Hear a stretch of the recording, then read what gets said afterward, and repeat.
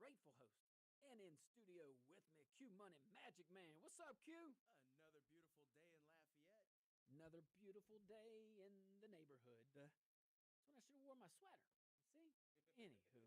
Guys, we're broadcasting live from the KPEL studios here in Lafayette, Louisiana. We're also broadcasting live on Rumble. Go check us out at rumble.com, and happy to be live with you. Hope you enjoyed the show yesterday. I can't wait to go see what Q did with a little extra time on Rumble. No pressure, Q. No pressure. All right, let's just dive right in, shall we? Oh, 10 Commandments. Lafayette Parish. Let's talk about it. It's probably coming to a parish near you. So, right here where we're broadcasting, as of Friday, the every classroom in LPSS, Lafayette Parish School System, is supposed to have the 10 Commandments posted on the wall. So that is coming. They're not playing around. Kudos to the superintendent. Kudos to the school board and the principals. I didn't hear of anybody pushing back. Did you? I haven't heard of anyone yet. Well, let me clarify. There are definitely people pushing back. Any principals? I don't think they can. I mean, right? Okay, yeah. It's like, here's a directive. It's lawful. Go do it. Okay. Oh, but you never know. You never know. But that's good to hear. I'm happy I live here. I'm all about it. Now, this comes from the Louisiana law passed last year requiring 10 Commandments to be displayed in public school classrooms. The district, Lafayette School District, sent a letter out to the principals telling them the posters must be at least legal size. It's 11 by 14 inches with the text clearly visible and readable. And here's an interesting local twist to this story you may not know. So the law says that the posters themselves, you may recall, you can't use public funds to purchase these things. They have to be donated. So a local faith-based nonprofit out of Broussard, Louisiana, love you guys, love Broussard, and I love Acadiana. Love Acadiana. They stepped up. They offered to provide about 3,000 posters for the school district. Way to go. Without hesitation. Way to go. So those posters were delivered and distributed to schools, according to local media, and principals were told they could pick them up from the district office earlier this week. So it's Tuesday now, so I'm assuming that most of these schools, or a lot of these schools by now, have them. They're ready. They got to be up by Friday. And there are multiple approved versions of posters that schools can use. You got different formatting. It's all in the law. And there's some interpretation, I believe, that the administration gave, different layouts, but the same basic text. So what does this mean practically? By Friday, if the law is followed the way it's written, I think this is pretty big. Every classroom in Lafayette Parish Public Schools should have one of the posters with the 10 Commandments on their wall. I agree, and I thought it was really interesting the way they put the poster together, especially with regard to putting it in historical context, which I think is huge. Yeah, get some more legal cover. You know how I am on that. You just call it what it is. That's God's law. And we have a public policy here in this state, and that's what we're choosing to secularly adopt it, but it is absolutely God's law. Absolutely. I'm all about truth. I think you can defend that legally. We are a state. We have sovereignty. I get it, the Establishment Clause. No one's saying that the government of Louisiana is not saying, well, I guess they are. You could argue Establishment Clause. Yeah, that's a good argument. See, I did that in my own. That's what I do. I will debate myself. I will. And then I'll counter my counter. That's what I do. Hopefully my clients enjoy it. Hopefully I don't scare you off, my dear audience. Anywho, but yeah, that's, it's going to have some challenges, Establishment Clause being one of them, but I just don't like the whole faking. I just want pure, raw honesty. You know you want those 10 Commandments in those classrooms because you believe that was given to us by God. Just say it. I mean, you're going to, if it's going to get torn, listen, if this law is going to get struck down on the Establishment Clause, whether you tell the truth or not is not going to matter. The law will either be perceived to be adopted by government, which would be a violation of the Establishment Clause, First Amendment, or it's not, and the courts will carve out an exception. But don't sit here, like, that's why I can't stand the whole historical reference thing. Great, that it helps you legally. And say it. This is our legal argument. But just say it. People think that it's not going to make a difference legal. Just say, this is our legal argument, and here's the historical reasons, and secularly we can support this for these reasons. But by all means, do not mock the law of God. And that is what we're doing when we try to say that the Ten Commandments are anything other than laws directed by Almighty God. I'm just saying, be you. And say, we're a state. Government, big government. We got sovereignty. Don't get mad at me. I didn't write the 10th Amendment. Jeez. But it's been here a while. And we as a people, voluntarily, in a majority and ordered fashion, through our elected members of our legislature and our elected governor, choose to have as our public policy the 10 Commandments in our classrooms because we adopt these laws of God as our laws. Just say it. Or just say I'm using God's law for political reasons. I don't know. Just whatever. I don't care what you say. Just say the truth. Right. I don't care at this point. I just want the truth. That's why these little games bother me. I'm not mad at them because they have to play the games. I'm not mad at the Attorney General. She has to. What do you want her to say? You want her to say what I'm saying? No, they take them down. I'm saying, now I am telling you the truth. And maybe in 10 years, in 20 years, as this case gets litigated and we have case law to tell us more about it, maybe what I just said would be legally sound. It's not right now. It would require the court to carve out some exceptions to adopt what I just said. But that is my honest belief, and no one's changing my mind on that. No one. So, yeah, I get it. I'm a lawyer. I understand. I love the Constitution. But I also know the laws of God. And I am not going to, you can do both. You can secularly defend your position, and if it succeeds, it succeeds. If it doesn't, then it doesn't. That is, give to Caesar what is Caesar's, but give to God what is God's. All right, let's take a little break on that. Man, I can't wait to come back. We got this and so much more. Q, can we finish them all? Can we get them all in? Maybe. Well, I'm going to try. All right, guys, stick around. We'll be right back.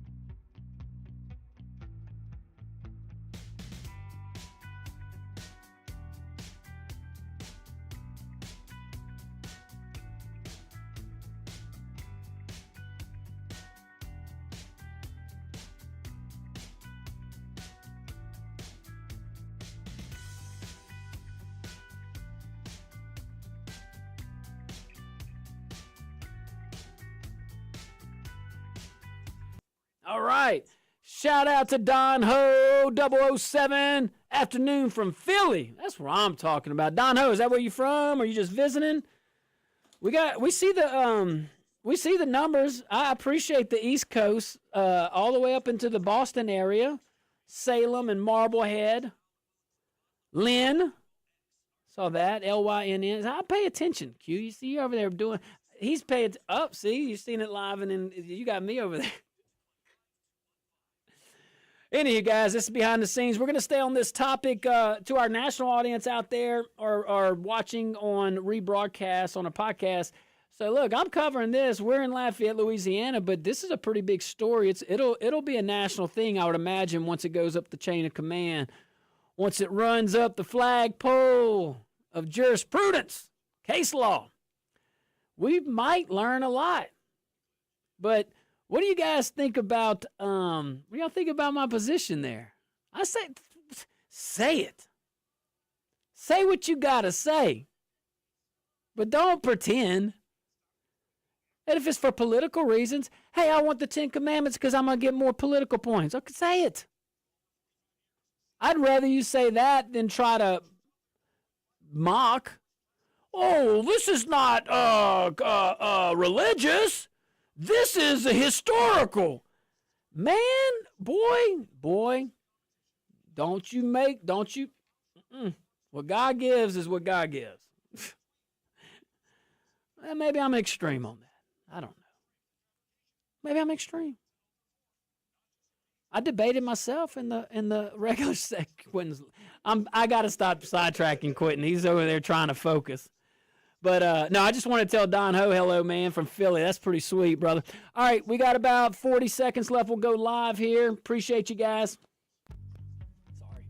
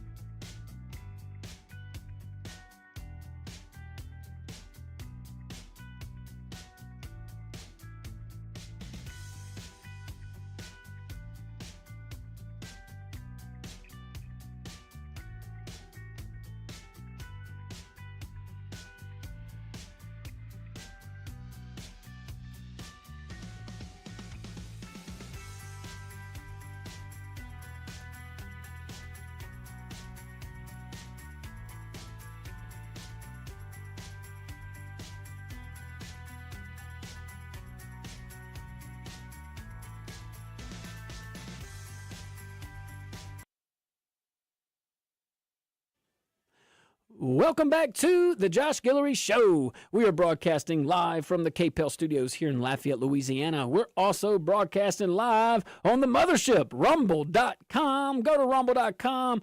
Join all us folks over there. Happy to be part of the team. You can look up the Josh Guillory Show real easy. And a special hello to our KLFY Plus viewing audience. Always happy to have you join along. Shout out to Giles Automotive, man. This is what this segment's brought to you. This is who your segment is brought to you by. Some really good folks over there, man. They have so many locations, so many styles, so many different types to.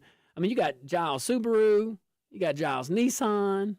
Bob's all over the place, and he's all over in the community. Absolutely. I actually see him. I see Bob.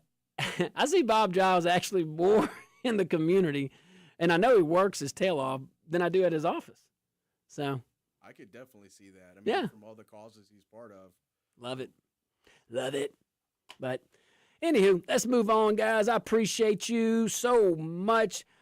Our Lafayette local school board, our Lafayette Parish school system, with the blessing of the school board, is given a mandate. All schools in Lafayette Parish must have the 10 Commandments displayed properly in accordance with our law, state law, 11 by 14 inch. At least, can't be paid for with tax dollars, though.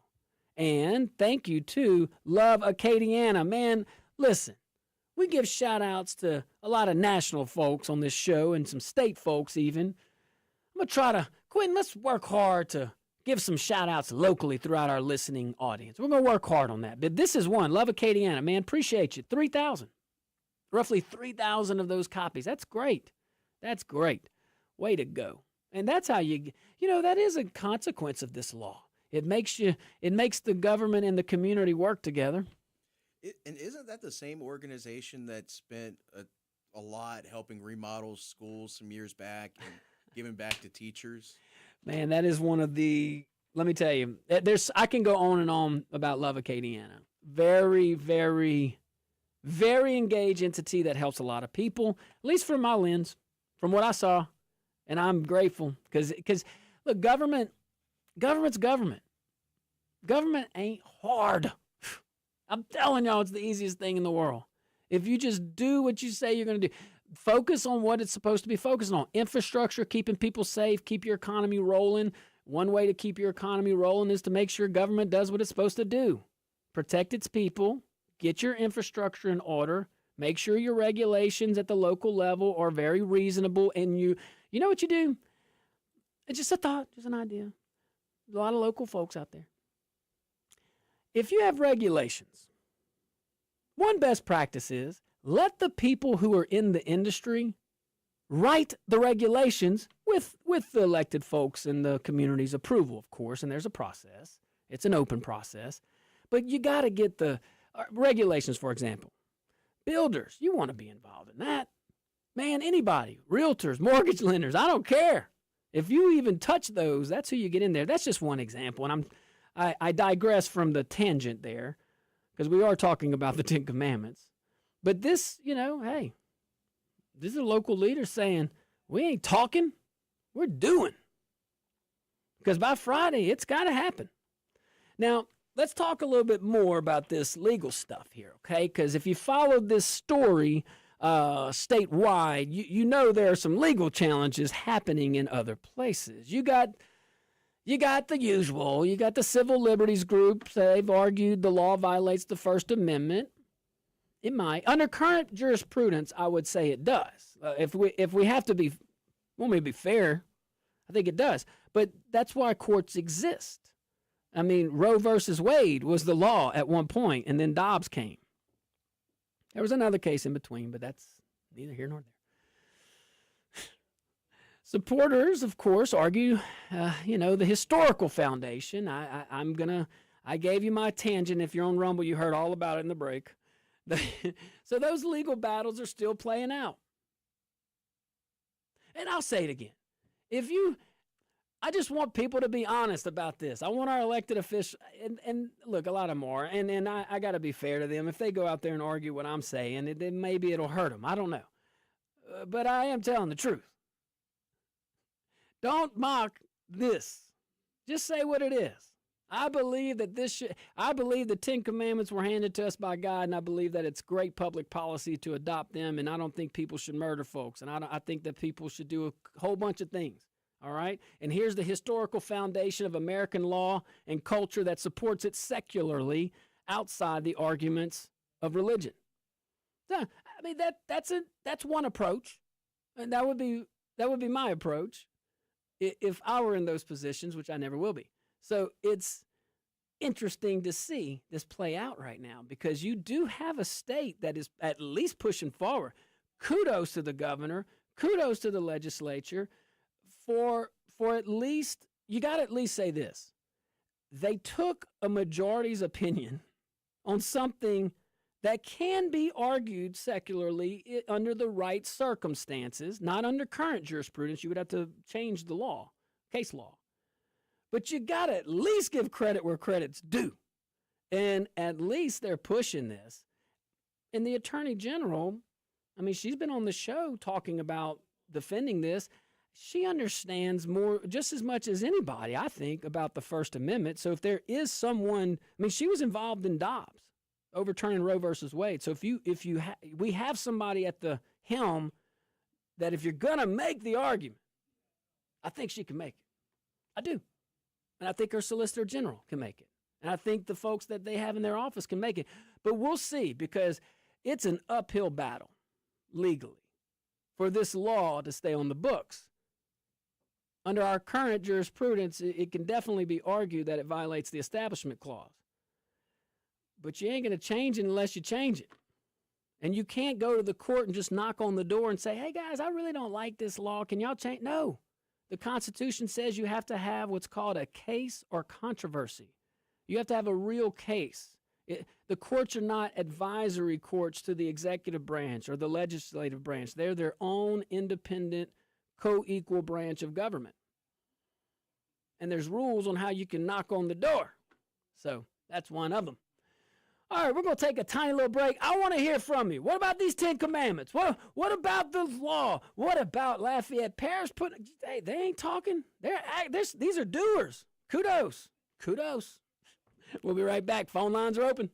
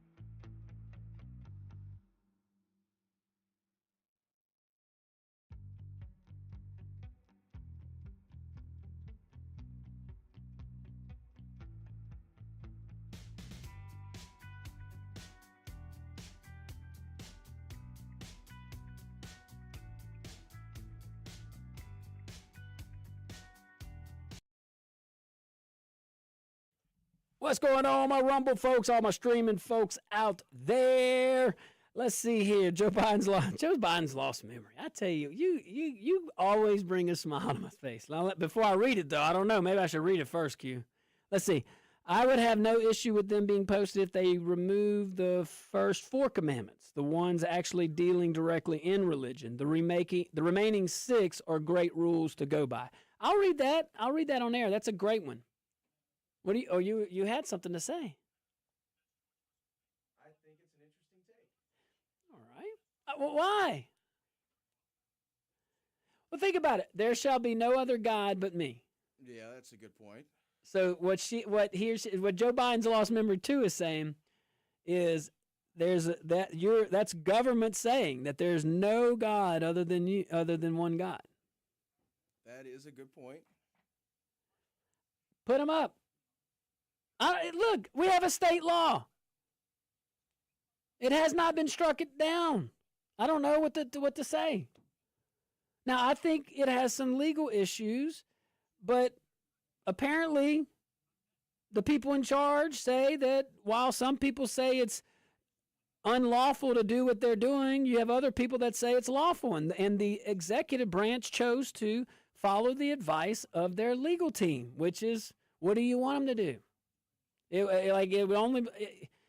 The law's passed. I'm just walking this out there for all the First Amendment folks, which I support, and I'm admittingly telling you that without the court changing the jurisprudence, I don't see how this law stays constitutional.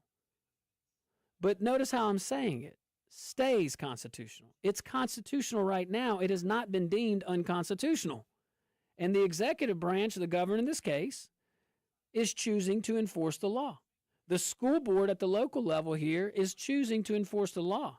So I guess what I'm saying is those arguments are great at the appellate level and maybe at the Supreme Court level. But Joe Biden's lost memory, too, is making solid legal points. I could definitely see that. See? Hey, it's not a clean issue legally. That's why you got to talk it out. Better to talk it out than, That's true. Talk it out, don't duke it out. Anywho, guys. All right, we got to take a tiny little break. We'll be live here in about 45.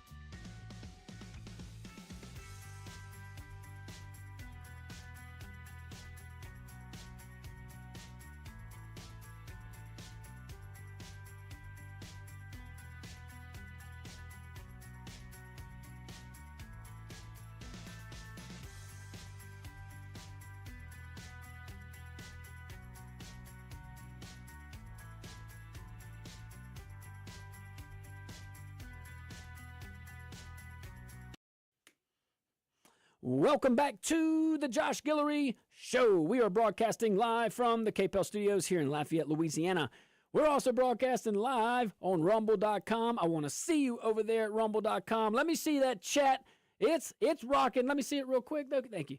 All right, this segment brought to you by my friends over there at C Safe, man. Go check them out. If you're constructing anything, it is worth looking at them, especially the bigger stuff.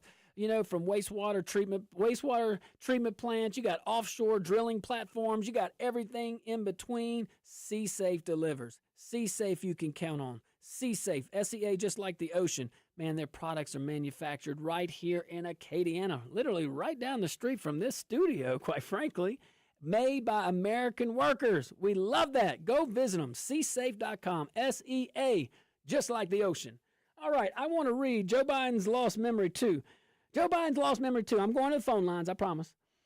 Says, I would have no issue with them, the 10 commandments, being posted if they remove the first 4 commandments, the ones actually dealing directly in religion. The remaining 6 are great rules to go by. Now, let me see that. Yep. So if you, let's go to the 10. All right, so the first 4. 1, you shall have no other gods before me. You shall make no idols. You shall not take the name of the Lord your God in vain. Keep the Sabbath day holy. Joe Biden's lost memory, too, is arguing those 4, those probably wouldn't fly. The remaining 6. Shall not murder, shall not commit adultery, shall not steal, shall not bear false witness against your neighbor, shall not covet. Okay. Now, that's a reasonable legal argument, and that is the legal argument. Those just number 1. Under our current jurisprudence, I would imagine, would violate these human-made laws, okay? Until the human-made laws are changed through other humans in black robes. That's how it works. This is law and order. Give to Caesar what is Caesar's. Give to God what is God's. So you go through the secular process and you argue secular things. Great. What I'm saying is, in the public, I just like a little truth and rawness. Yeah, this is God's law. Yeah, I think my people would be better if they followed God's law. And this is my legal, secular argument. Well, it's one approach, but I didn't get reelected, so what do I know? All right, let's go to the phone lines, 232-1542, 844-766-6607. Mr. Bobby, what's up, Mr. Bobby? Mr. Bobby, it's you. All right, let's go. But it has to be in Spanish. Was Q-Tip in your platoon? No. How can you trust him then? Oh, he was too young. Oh, okay, yeah, well, whatever. Yeah, he's too young. Not too young now. Hey, here's the deal. I see some Muslims in Lafayette say that General Patton should have bombed the nuclear plants the first time. Yeah, right there in your area. Now, I wonder what they say about General Patton hitting them again and keep hitting them. Who are you referring to as General Patton? I'm talking about Trump. He's using General Patton's procedures. Now, LT, you know that. Well, you're talking about, paragraphs 1 through 3 of the operation order, not 4 and 5, meaning let's execute. Yeah, exactly. Operation order. Look, yeah. But the Muslims over here in Lafayette are saying he shouldn't have bombed Iran. Well, that's their opinion. Yeah, there's some doctors that are the Muslims, some cardiologists, and a couple of them. I hear you, Bobby. I hear you. Hey, look, there's a lot of folks. We're going to talk about polling here in a little bit. So, it's a lot on, it's just a hot issue. You're going to have some people that feel that way. Now, I kind of, I'm starting to see a lot more where the president's coming from, especially when you see it from a global standpoint. If we have time, we'll go into that. All right, let's go to my man, Sean. What's up, Sean? Bring the heat, baby. Hey, well, luckily my dog that has been in this fight is going to graduate this year, so that's a good step. But congrats. He's been from pre-K 4 all the way to high school in a private academy, and it reflects our values. And I think maybe instead of trying to change the law, why don't we look more at what Jeff Landry's doing with the Gator program, where you get a voucher to send your kid to the school that you want, that maybe reflects how your kid needs to be raised and the education he's going to receive? Hey, that's a great point. Now, my understanding, and Q, we'll cover the session. And by the way, we are in session. So one of the initiatives I believe I heard the governor say was to increase funding to the Gator program. That's my understanding. Right. Well, they're fighting him. So in all the money we're spending on legal battling, it comes down to school choice is what the whole thing is about. If you give the people, here's what all of the unions, the teacher unions and everything, they can't lose all this funding because that's their cash cow. But if the money follows the child, well, then maybe these teachers are going to have to perform and actually educate our children like we want and what we need. I'm high-fiving you. My Rumble people can see it. Calify Plus can see it. All right, thanks, Sean. Appreciate you. All great points. 10 Commandments going up in the Lafayette Parish school system. All parish schools have to have them up by Friday. What do you think? Who we going to, Q? Let's go. Here we got Renee. What's up, Renee? Yeah, I want to say you got to follow the history like you follow science and follow the ethics to the letter. The law has been broken ever since they're worried about the 10 Commandments not being into school, and I'll tell you how. The 10 Commandments, anyhow, it's historical or recreational. The 10 Commandments made up the law that functions in the land of America right now. That's why they need to be up there. But every time you're dealing with Harry Potter or history on Mao Zedong, Stalin, or anybody else, which was godlike in communism and Marxism, are you doing MCU with Thor or reading about Greek mythology because that's what made Greek culture? You are actually breaking the law on the other side and denying Christianity, which should have just as much a fair share of the history story and the actual mechanics of the law and culture story as all these other things. These jokers have been breaking the law all these years with. You know what, Harry Potter, a pagan religion, witchcraft. Man, Renee, look, there is some solid arguments to be made there, and you've been giving me some things to think about. Like, really, if you Follow look the at it. law, follow the history, follow the science. No, but They've been breaking the law ever since the. for a history standpoint, though, that was a good. I agree. I think that would be a proper place. And you're looking at it from a different lens, Renee. And I hadn't looked at it through that lens. So if you're watching this podcast, press rewind. Listen to what he said again. It's pretty good. We just don't have enough time to break it down. But good job. Great call. Great call. Thank you, Renee. All right, let's see your caller. You are live on the Josh Guillory Show. What's your name? Where are you calling from? Is it me? Yep, that's you. What's your name? All right. Hey, it's Dave. Hey, Dave. You, brother. Yeah. Hey, question. Oh, that's my boy Dave. Yeah. What's up, man? Good evening to you. Hey, has there been an established penalty for if anybody's defacing these or removing them? Great question. I would think that would probably be, if I can talk, simple damage to property. So there's probably already a law in the book for that, or even theft. You take it and run. It's not your property. Yeah, because then it puts the burden on the teachers to replace them, and you can see how curiosity and chaos can transpire. But I just thought this came to mind. But I'm all for it, and got no problems.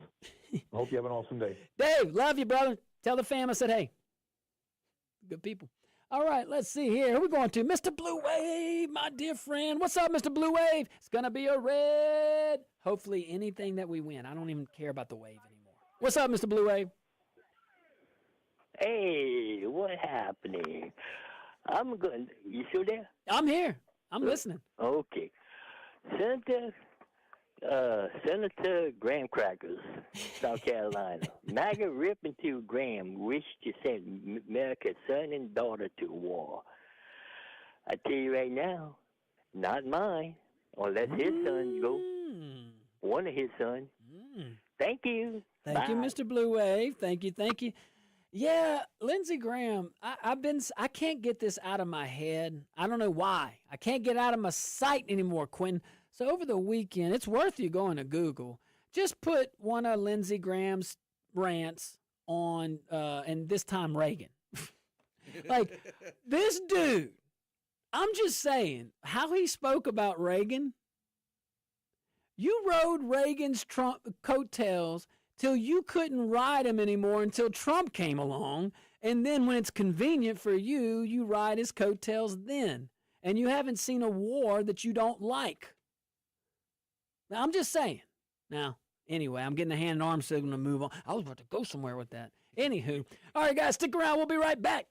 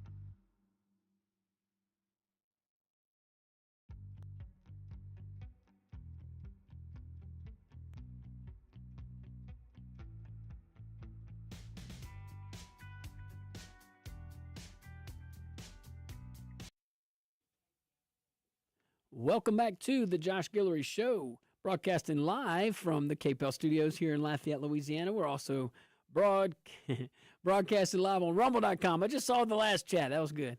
All right. Go check us out at rumble.com. Rumble, like Rumble in the Jungle. Look up the Josh Guillory Show. Shout out to our KLFY Plus viewing audience. Phone lines are lit up, 232-1542, 844-766-6607. Then the Ten Commandments law in Lafayette Parish by Friday. All of them are going up. Okay, let's see here. What do you think about that, Paul? What's up, Paul? Oh, I believe that it's a good thing. They took religion out of this country for so long, and we finally have somebody in there that is pushing it back, and that's what we need. I think that's what this country needs, in more ways than one. Lots of people are. Oh yeah, no. Lots of people are agreeing with you, Paul. Big time. And you know, I live in St. Landry Parish, and we have some of the highest tax rates. And y'all were talking about school, and they just merged our junior high with our senior high because we've had a failing grade for like the last 5 years. So it goes hand in hand, and we pay such outrageous taxes over here. It's just ungodly. Everybody laughs at us about the taxes we pay. But I believe that President Trump is he's on the right path, and he's fighting for America. And that's what I want everybody to understand is give him time. He's only been in office a year, and it's going to take a lot of undoing of what everybody's done. So we have to go from there. Hey, thanks, Paul. Appreciate you. Call back in sometime. Love that call. Let's go to Fred. What's up, Fred? Hey, what's happening? How y'all doing? Oh, doing great, my man. Even better that you called in. What you got today? So I got two things for you. One is, this deal. Everybody's had some good things to say about the Ten Commandments being in schools and stuff. My biggest issue is kind of a broader thing. It's like if we're going to give everybody else a choice and kind of have a say-so in things, I think the Ten Commandments should have a place also because the country was founded on Christianity, and so we need to kind of keep that in mind, you know? Hey, and at minimum, our founders were Christian and had strong Christian beliefs, and that's really all. That's really all I had to say about that. The other thing was just to kind of make it a little lighthearted. You realize if you put shoes and socks on a bear, he'll still have bare feet. Later. We got to tell Janet that one. Is it JJWJ earlier? Just joking with Janet. All right, let's go to Justin, my dear friend. Talk to us, Justin. Give us some objective thought here. So I have two thoughts. The first, I really don't care if they put that in the school, but Landry's reasoning for it is if you put that in the school, maybe they won't have to read the criminal code later. Well, then if that's the standard we're going by, maybe we should put the Ten Commandments in politicians' offices, especially the White House. Now, the other thought is coattails is not the only thing that Lindsey Graham rides, so I'll just leave it. Justin. He's talking about them ponies in the merry-go-rounds, they go up and down. They can ride the little. Could be equestrian. I remember. I could see him in that. I remember Snoop Dogg. I was thinking of that. But do you think he's jealous of Snoop Dogg and Martha Stewart? It has to be. I could see him really being upset over that. Like, why wasn't I invited? Something like that. Anywho, could have. Let's go to the phone lines. Big Chris. What's up, Big Chris? Hey, on the Ten Commandments, it says freedom of religion, not freedom from religion. I mean, they can put that up, but they might put Satan stuff up too. I don't care as long as they can put the Ten Commandments. But I wanted to say something about yesterday. You had pre-recorded yesterday or something? Mm-hmm. Just past the earthquakes. You were talking about the Ayatollah, how they voted another one in, and you might think about this. They might be shoving these new guys in there to get rid of them. Man, you ain't kidding. That is a new Chris. All these hardcore ones. Yeah, Chris, that's a viable. And they look good, plausible deniability. Yeah, Kamini Jr., come on in and sit in this chair. We'll be right back. We got to drive about 2 miles away. Yeah, we'll be right back. You just sit real You're the leader. Yes. All right. You the man. Yeah, you the man. Sit right here. Guys, if you're on hold, I'm so sorry. We got a hard break here. We'll be right back. Hour number 2, and I can't wait. Q, don't go anywhere.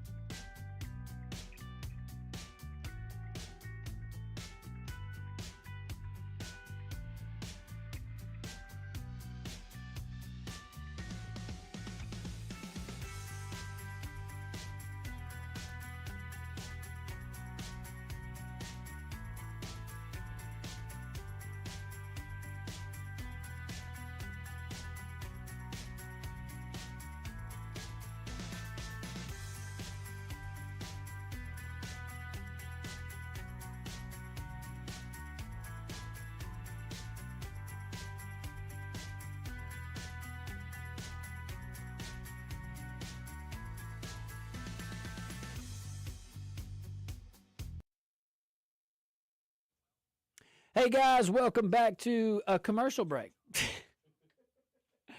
Anyway, look, I just had some things to say. Look, appreciate you guys joining in. What do y'all think about this Ten Commandments stuff? I mean, the law, that is. I think under current jurisprudence, of course it'll be hard to do, but the law is valid until it's invalid. So, I don't know. What are y'all thoughts? What are your thoughts on that? We got so much to cover, too. Let me pull up, because honestly, I had 6 topics to go over today, and there ain't no way I'm getting 6 in. We don't want to rush through. So let's see here. I'll tell you what I got cooking here. We're in a commercial break, guys. The excitement will come back. Let's see here. All right, so we got our 10 Commandment requirement. At least a legal size poster would have to be in all parish schools, Lafayette Parish schools, by Friday. I would imagine some of them will start if they haven't already. This is a good one. All of these are good. I wish we had more time. So Louisiana is, we have a lawmaker here, Mr. Eccles. He's running for Congress too. And so Baton Rouge has long been wanting an extra bridge. I haven't spent much time in Baton Rouge, honestly. I spent 3 years in law school there, but I didn't live there. I lived in Lafayette, so I don't know how big of a deal the bridge is, like from a personal level, but from what I hear. And when I was in office talking about infrastructure projects, our focus was I-49 connector, but I remember talking extensively to then Congressman Graves about the need of the Baton Rouge Bridge and how the I-49 connector could help and take some traffic off of it and things like that. So anyway, it's just a lot of interesting things. But there's a lawmaker that says, I know how to get funding. I know how to do it. We'll name the bridge after Donald J. Trump. I don't know why that reminds me so much of, there was this story from, I guess, the 90s or the 80s. Small town, only accessible by one bridge. Bridge gets washed out. Local government says we can't afford to replace it. So they wrote the Soviet embassy, who immediately said, we will give you the money. No questions asked. It was amazing how fast that bridge got built by American dollars. I got to find the details. That is funny. Yes. I mean, that's... Because if I could have used that to connect I-49, I would have. Absolutely. Hey, I'm sorry, Mr. I served with President Trump for a year, and I served with President Biden for 3 years, and it was different. But whoever, I couldn't say I couldn't really say Russia, because I think secretly the Democrats are in cahoots with them. Well, we know Bernie Sanders did visit the Soviet Union also in the 80s or 90s when he was mayor of a small town in Vermont. Although he's not a Democrat, he just caucuses with them and ran as one twice for Yeah, president. Well, nothing to see here. wait, twice? That dude runs every opportunity he can. Did he run the last time? I mean, not 2024. Did he run in 2020? I don't Did remember. we feel the burn in 2020? I think he may have stayed home. I think so. 2016 he ran. 2012? No. I don't know. I can't remember. All right, so another topic that I don't know if I'm trying to figure out what topic we want to go to. So that's one of them. We could talk about America's support for the Iranian strikes. I don't know. Maybe we'll go. The other one seems more exciting. Democrats, right? Oh yeah, the creepy part. the trans kids. Oh, Now, yeah. I'm not calling kids creepy. I'm just saying his comments. This one legislator's comments. Are we good? You need me to stay? I got about 25 seconds. All right. Then we got we got Cuba we can talk about. We got the SAVE Act. All right, we'll be right back.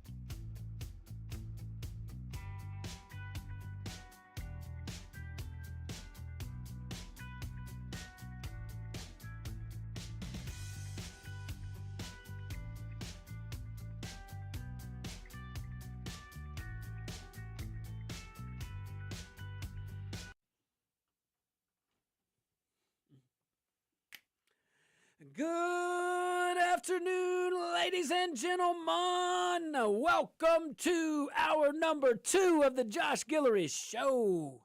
I remain your grateful host. And in studio with me still, Q Money Magic Man. What up, Q?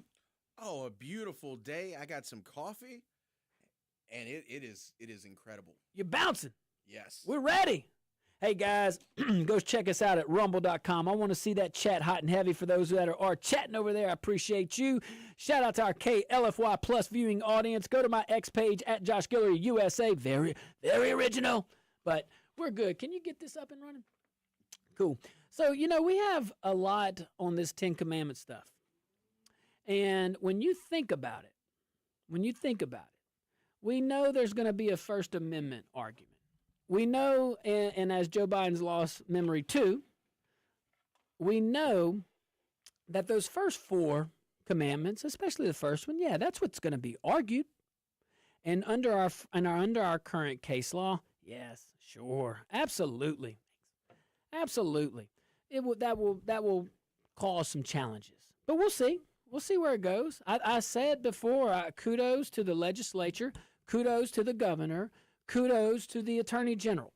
They're pushing what I truly believe a belief of a majority of America, or maybe not Americans, but Louisianans for sure. I really believe that, Democrat and Republican. And I applaud these guys for making a decision and to go forward. There were probably a lot of people telling Jeff Landry, it's unlawful, it's this, it's that, but his legal team deemed it's lawful. The attorney general, I'm sure, listen, you ask 100 lawyers something, you're going to get quite a few answers.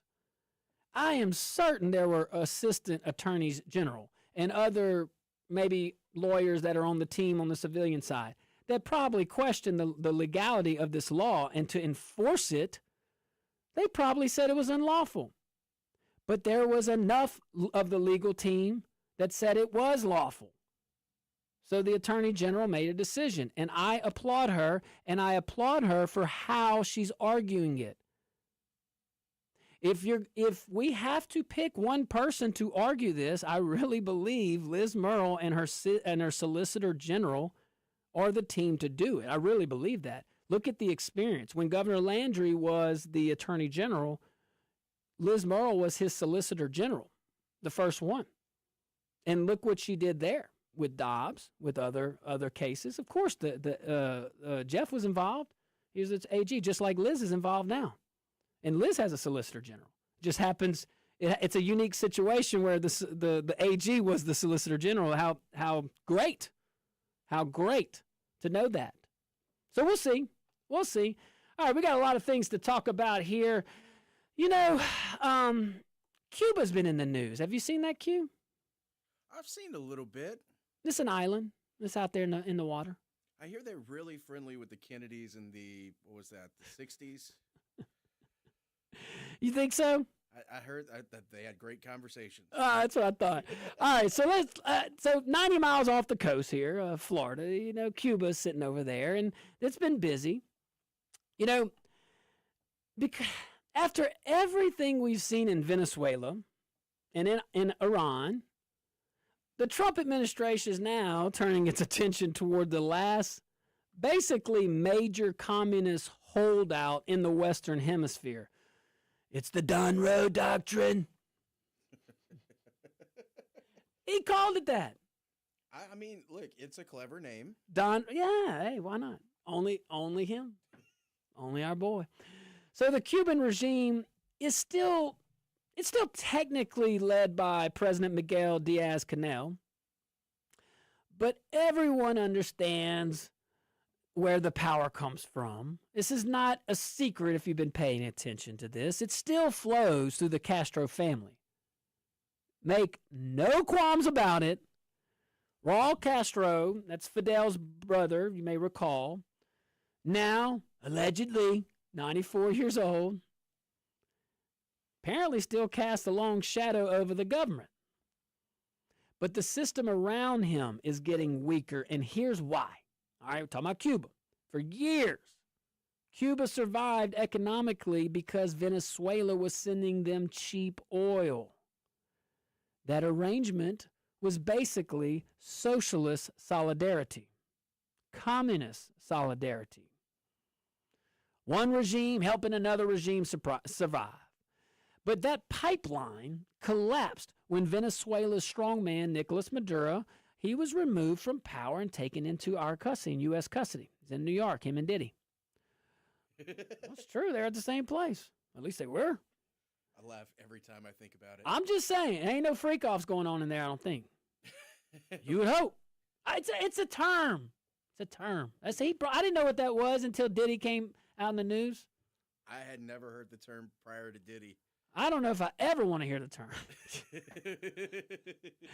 But look, when Maduro was removed, when that narco-terrorist regime basically took that much of a hit, when Venezuela's kneecaps were taken from them, figuratively, suddenly Cuba lost its biggest economic lifeline.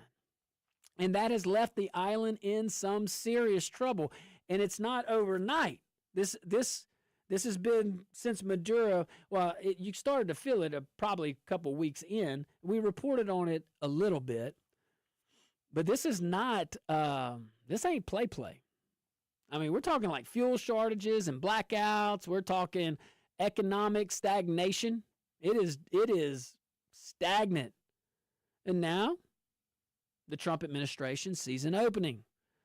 President Trump has been very blunt about it. Trump said Cuba is in trouble financially and that the United States now has leverage. He's right. Secretary of State Marco Rubio, who is Cuban American, by the way, has also made it very clear that he views changing the Cuban regime as a long-term strategic goal. That's probably been a goal of America for quite some time, at least through that little time period you referenced. Definitely the Kennedys. So what's the strategy here? We know the strategy. Pressure and opportunity. Pressure and opportunity. Strike when you have the opportunity. Pressure again. Strike when you have the opportunity. Pressure again. That is the Trump doctrine. That is a doctrine that has been successful so far. So on one side, the administration is offering economic openings. All right, that's good. Export controls have been eased for things like diesel fuel and petroleum products. That is worth noting if you're on the island. Very worth noting. There's talk of a larger economic package that could open parts of the Cuban economy if the government cooperates. On the other side, very clear warning, and we'll talk about that when we get back. I can't wait. We're going to wrap up this topic, and we got to talk about this little election in Texas and some of the things that are being said, even for a registered Democrat. It's kind of interesting. I can't wait. We'll be right back.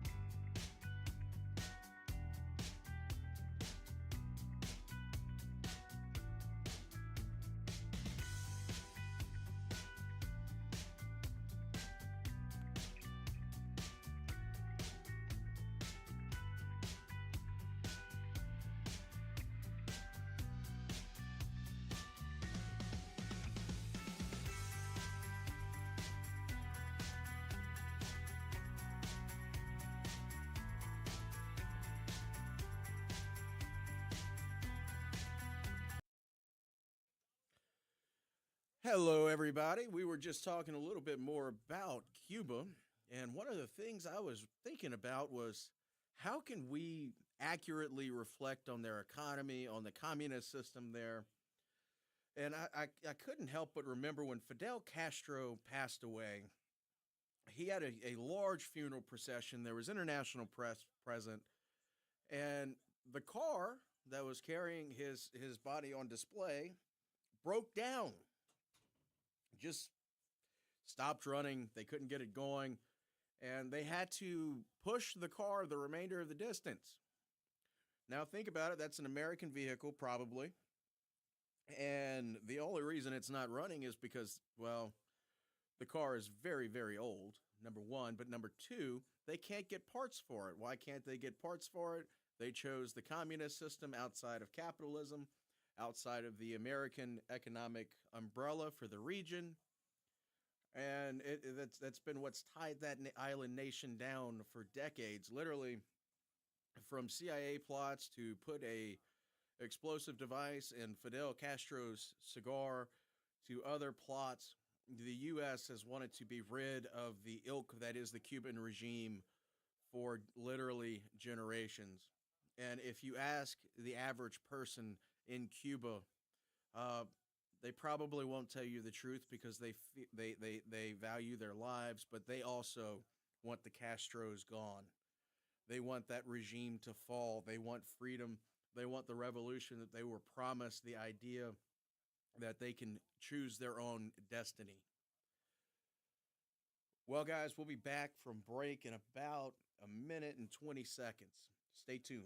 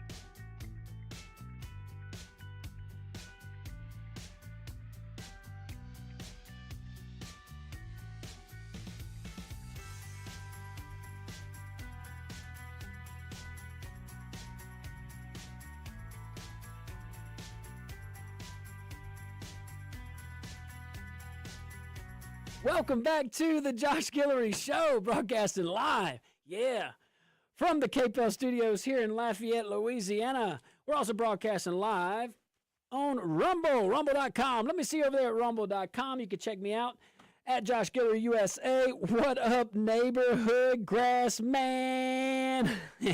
Happy Tuesday to you too on the Rumble chat. We certainly appreciate you. Question 8, my kids read the Bible every day in school, so I could care less what public schools are doing.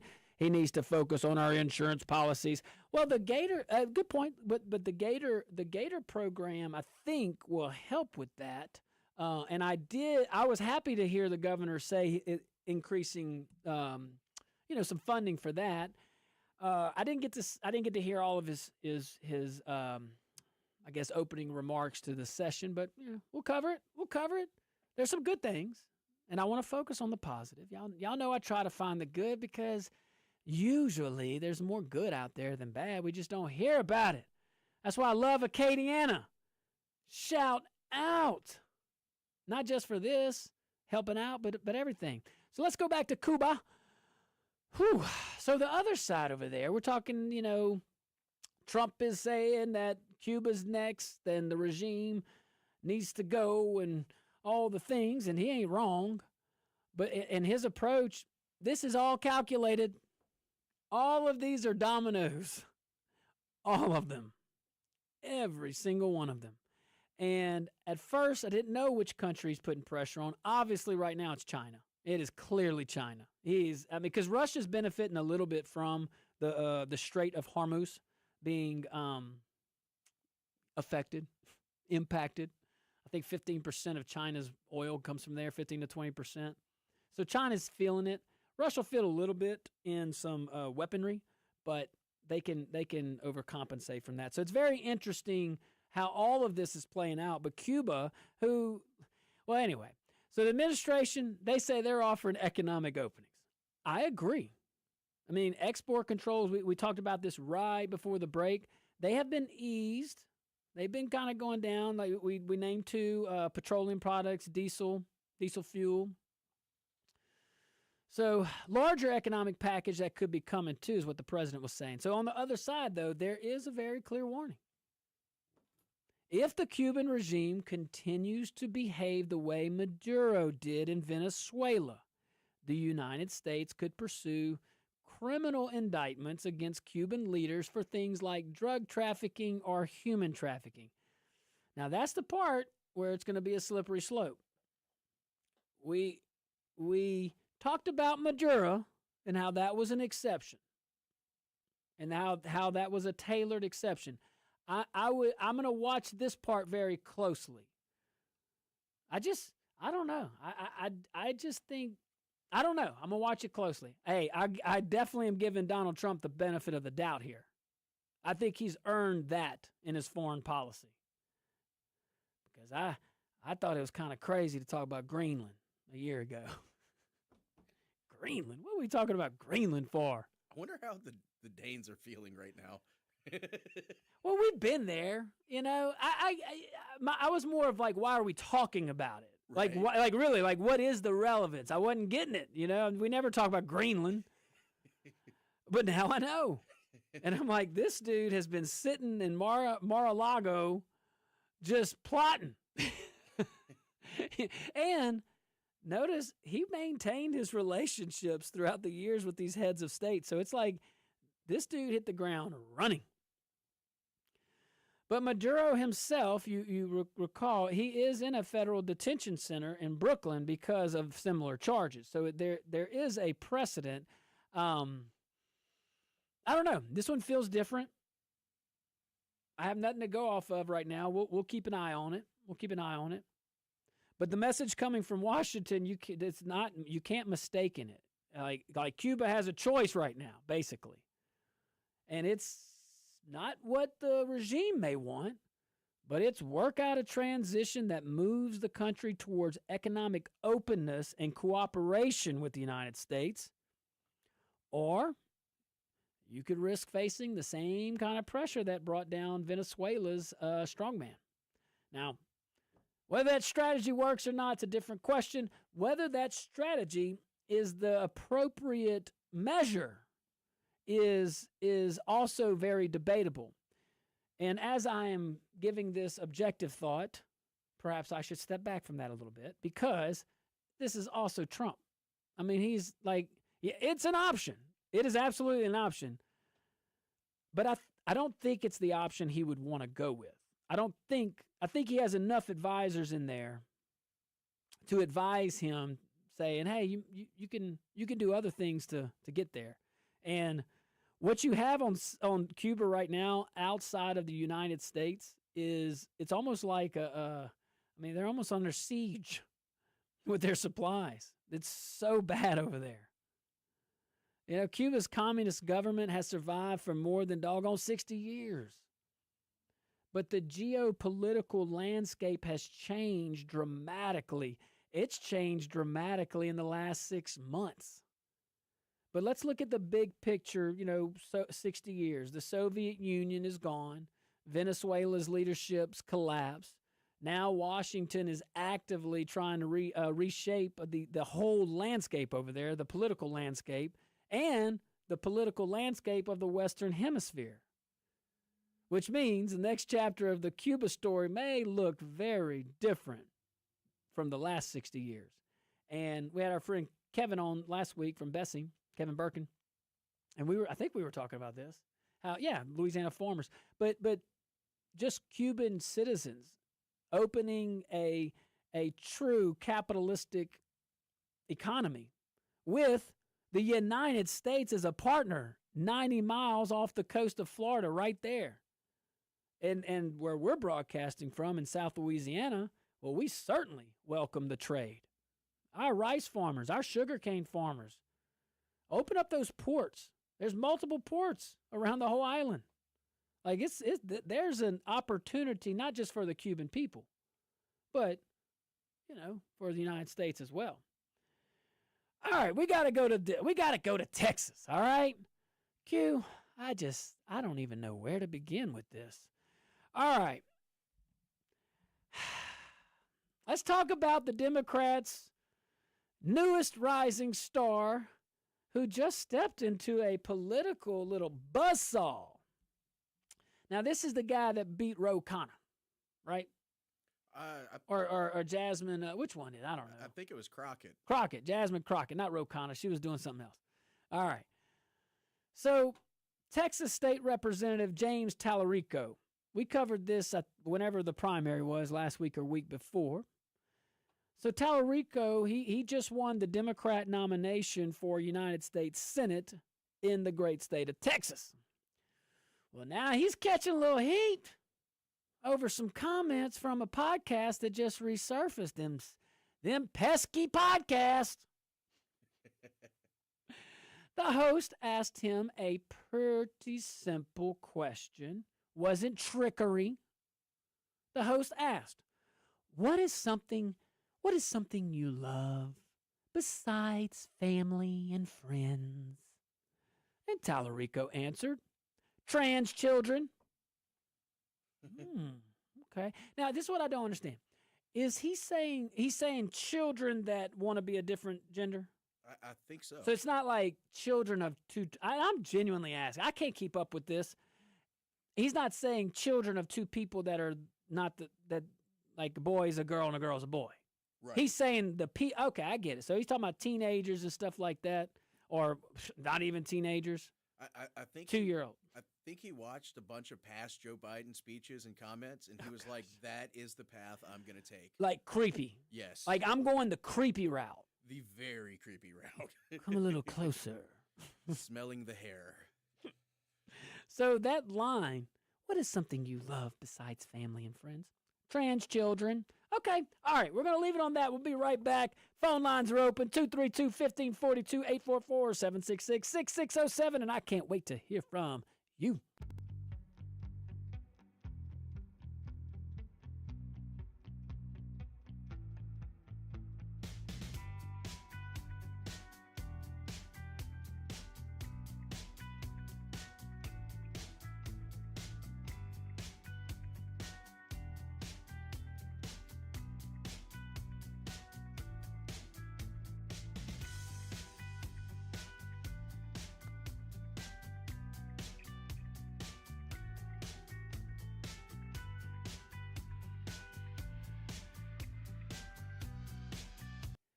Question, genuinely, total different topic. Why are all these people in pools with kids that aren't theirs? Exactly. Like, we got Joe Biden with kids and leg hair. We got... Like, that's a real thing, by the way. Yeah. Like, he was in, like, a jacuzzi or a pool or whatever, and I know these kids are so close to rub my leg hairs, and... It's creepy. And he thought, it wasn't on video, he thought he should say that while running for president. Or say that, period. Exactly. Or say that at dinner or anywhere. And the mainstream media gaslights us, telling us that we just don't understand. It's like, no, it's weird. Like, we understand what the man said. Golly. And then, like, but Clinton and all these pools. What is with these folks? Yeah, it's like if you're in a pool with children. I mean, whatever, but not with kids. No, that's not okay. Like it either needs to be your children, yeah, or your children need to be at the pool event. I just think there's a lot of pictures on Epstein stuff of these folks in pools. And I look with the grown-ups, I don't care. Like Bill Clinton, a lot of that, it's all in the whatever. I mean, it's weird to me too, because why are you hanging out? But it's just kind of okay. Take the whole pedophile things out and stuff. I just think it's weird that all these movers and shakers go to this island. Yes. I think that's just weird. To a guy that, like, what did he do to be the island maker? So, interesting Epstein lore. Allegedly, he partnered with the Central Intelligence Agency in the 80s to smuggle weapons as part of Iran-Contra. Now, no idea if the factual basis of that statement, I haven't spent the time to actually do the due diligence. So he got money from the CIA? Allegedly. And he, like, invested it? In their projects. And other intelligence agency projects. Man. What's his background? If that's true, what's his, you know, I'm just curious. We don't know if that's true. We're not putting that out there. I have actually no idea what his background is. And I have spent a lot of time researching this guy. Likes pools. Likes pools. Yeah. Very, very Not always in the pool, but likes them. Yes. Likes islands. Yeah. He had more than one island? So I know he had the one, but I think he had interest in other nearby islands. Jeez, man. The delegate from I think it's Puerto Rico was a huge fan of his at one point. Now, I believe that was after the allegations were made public, which makes it even more concerning. That's like Ilhan Omar earmarking some money to one of her fraud folks in the middle of being called out for her fraud folks. Yeah, like that addiction center was for sure in a coffee shop. I Google Street Viewed it. Are you serious? Yes. I was like, there's no way. This has to be a joke. This has to be an online rumor, fake news. This is what the earmark was for. Yes. So, guys, so all this stuff going on in Minnesota with all this fraud and everything, while it's going on and out there in the open, Representative Ilhan Omar from Minnesota decides she's going to add an earmark. She's going to add spending to an already existing bill that's about to pass, okay? And that earmark spending, you know, to pave roads, of course. No, to go to to go to this fraudulent firm, and that's what or whatever this company. And this Quentin Google mapped it, and it's in a coffee shop. It's so you can't make it up. And then was arrogant about the response. Like, couldn't believe it was. Everyone said no. I don't get it. Oh, it makes my stomach turn. Let's take a tiny little break. We'll be live here in a little bit.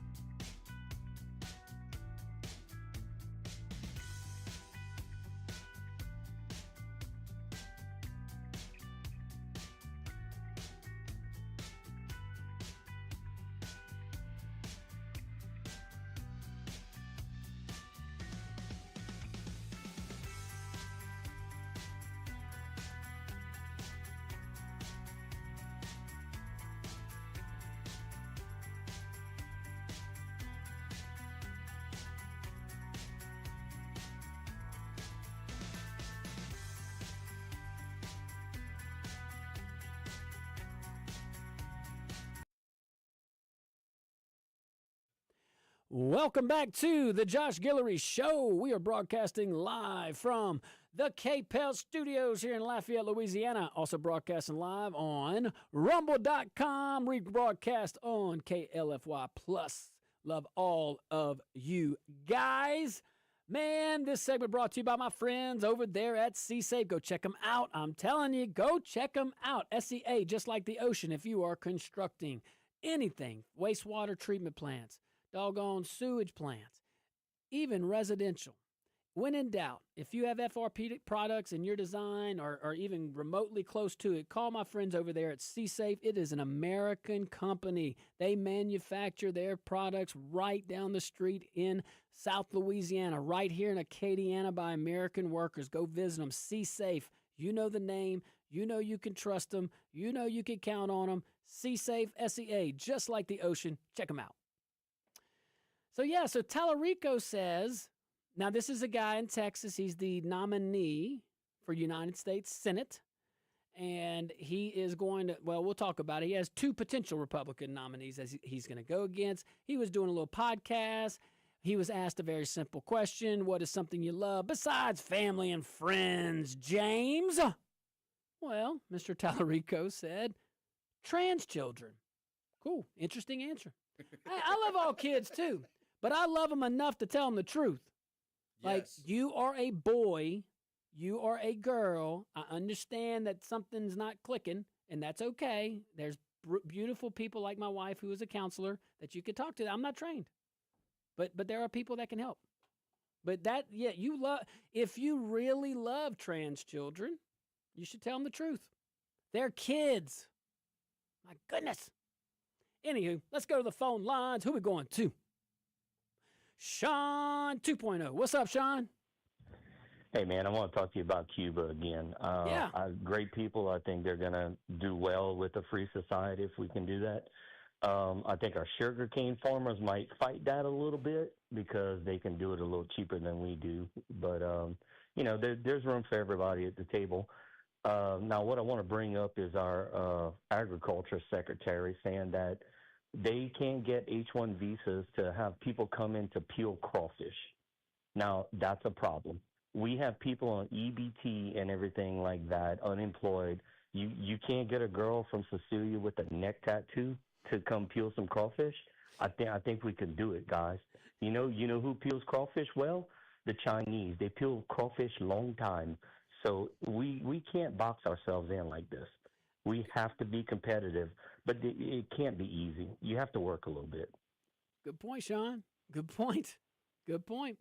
All right, let's go to Renee. What up, Renee? Transgender politics is bigger and longer than we ever thought. I mean, it's been in American culture. The elites in Hollywood have done what? Renee, call back in. We had a little reception issue. Call back in.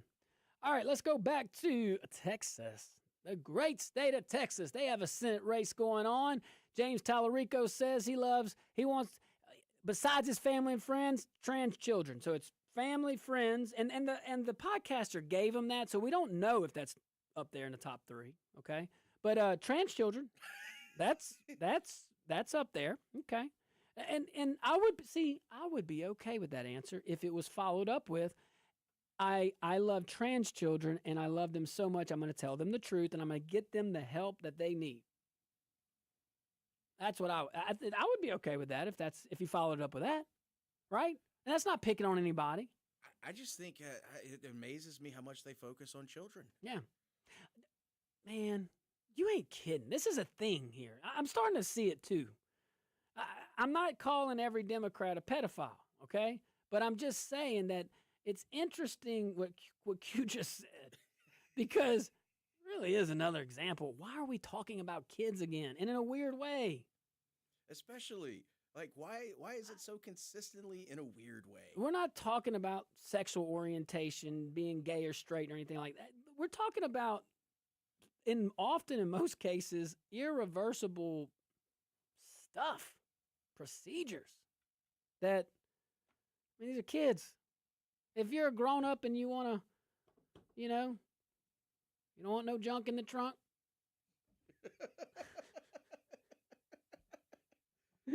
You go be you. You go cut off whatever you want. But my goodness, can you you're an adult if that's what you want to do. Go ahead. Cut off your hand too while you're at it. But I mean, my goodness, like a limb, ear, or whatever. And don't make the government pay for it. No joke.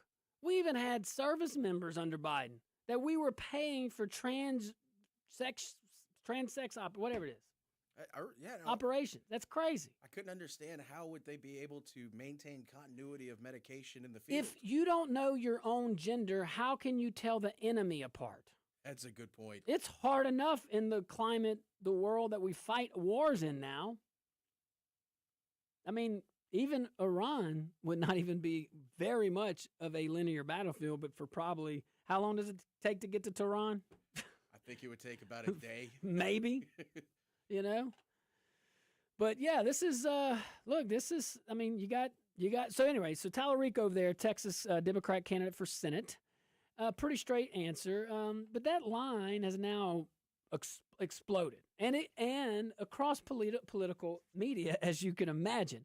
You got Republicans who immediately jumped on it. Congressman Brandon Gill called it creepy. So we called it earlier. Senator Tom Cotton from Arkansas said the comment was incredible. It was incredible.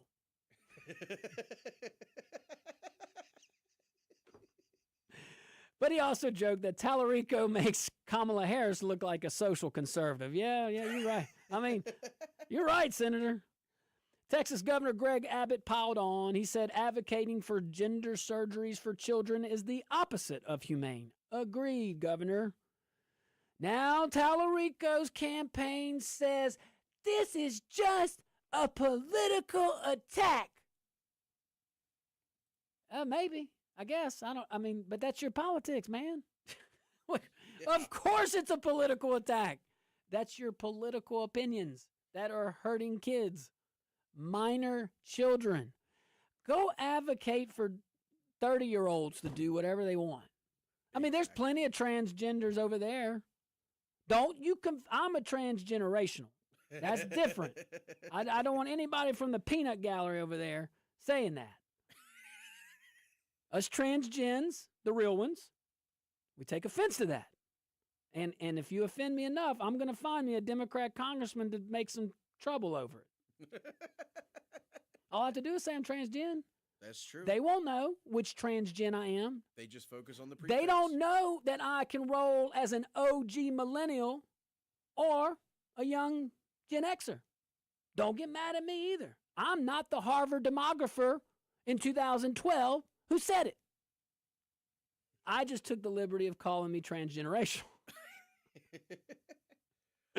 I just never understood how millennials weren't born in the early 2000s. We were born in the 80s, 90s.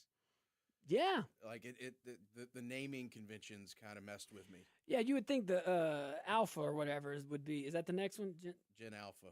Yeah. That's my kids, I think. Yeah, that's the next one. Hey, sorry guys. We glad we had that figured out. I'm sure the audience really appreciates me solving that riddle. Anyway, yeah, this a political. Yeah, it's not only attack politically, because that's your politics. It's attack on something that is absolutely insane. That an overwhelming majority of your party, Mr. Talarico, a majority of Democrats do not support this crazy fantasy. I don't even know what it's called. This is bizarre. And you haven't. I think he's educated. Yeah, he's a PhD candidate, I believe. To quote the distinguished gentleman from Maybe not. Arkansas, that is what did he say? What did Senator Cotton say? Creepy. We'll go with that. Yeah. Incredible. He said incredible. It is incredible. It is incredible. All right, we're going to take a tiny little break. Man, we get back, we'll wrap a bow on this. Take some more calls, 232-1542, 844-766-6607.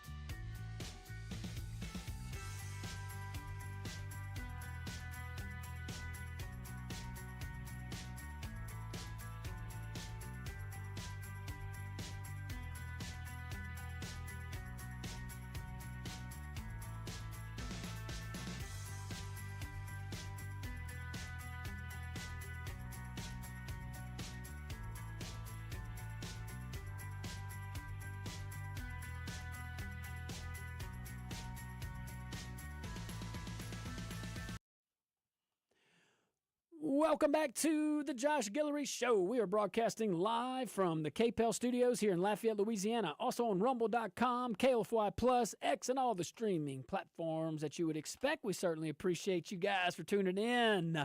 All right, let's go back to the phone lines. Renee, let's try this again. Thanks for calling back. What you got, Renee?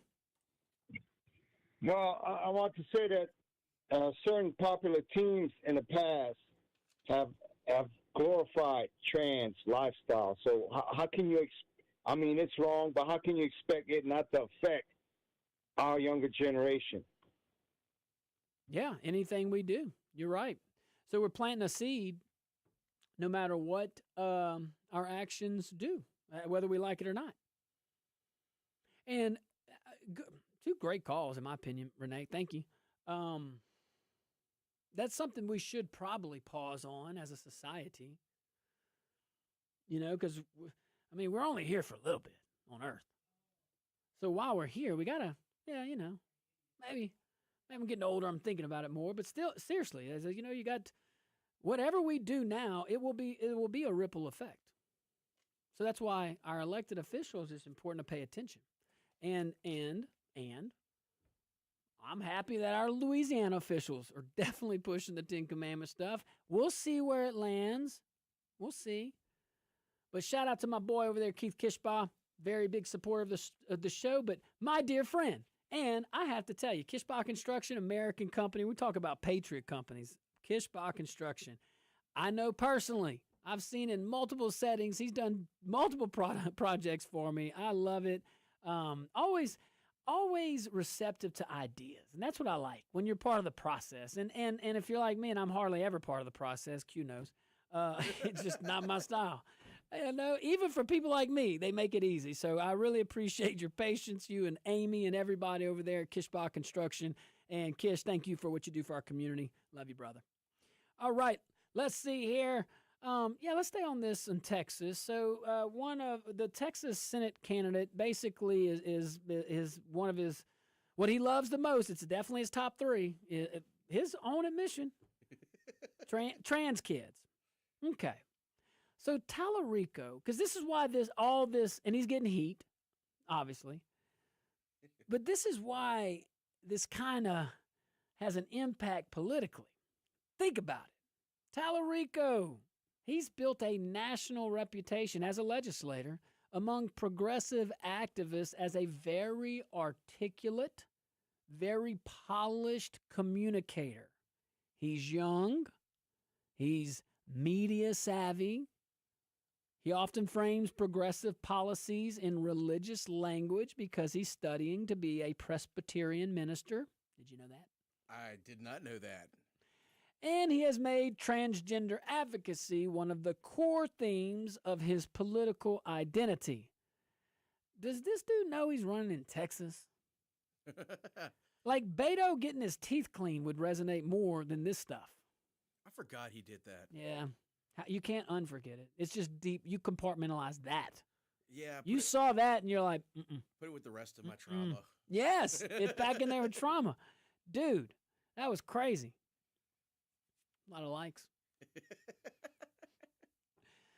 In a speech opposing legislation that would keep biological men out of women's sports, men hitting women in boxing and stuff, that's Turkey.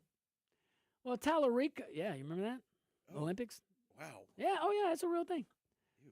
Well, in all that, in a speech opposing that common sense protective measure, Talarico said something else that caught attention.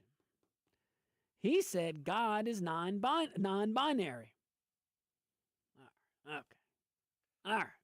That's what he said. I'm speechless. It's so out there. I know you gave me the 2-minute mark, so I don't have enough time to really dive deep in that. But let's step back for a second, though, because this is one of those issues where the political divide in the country, honestly, it's like parting of the Red Sea here. Most conservative voters believe children should be protected from irreversible medical procedures tied to gender ideology. Most Democrats, too. But the parting of the Red Sea is Democrat lawmakers and everybody else. That's the parting of the Red Sea. What I don't understand, because they have got to see the polling, it's public, a lot of this is public polling, most Democrat voters do not support this transgender ideology, period, and they most certainly reject irreversible medical procedures that are associated with all this gender ideology. You want to be 38 and change your gender and you want to pretend that you're something else, go for it.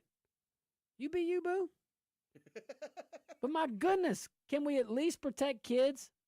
Because if you're going to let them permanently change their body, well, you got to let them start going buy beer and cigarettes. And why stop there? Why even go to school? I identify as an adult. Well, I identify as a high schooler. Can I go back? No worries. No cares. All right, guys, we're running out of time. Doggone, we had so many topics, but I tell you what, I appreciate the ones that we covered, and I appreciate the participation. Great calls, great chats over there at rumble.com. Guys, be careful.